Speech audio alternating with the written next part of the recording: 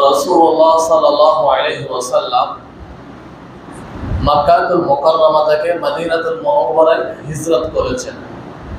যে হিজরত করেছেন রাসূলুল্লাহ এই মাসে, এজন্য এই মাসকে সফর নামে নামকরণ করা হয়েছে।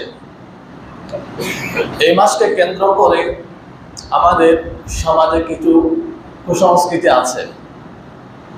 বলে সফর মাস বিবাহ দেওয়া যাবে না, কোনো বাড়ি ঘরে নির্মাণ করা যাবে না, বাড়ি ঘরে ঢোকা যাবে না, এই ধরনের কিছু কুসংস্কৃতি চালু আছে।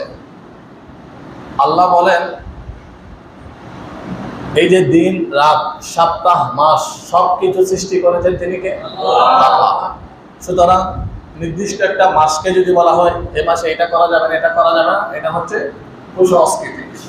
তাহলে অন্যান্য মাসে যা করা যায় সফর মাসে তা করা যাবে।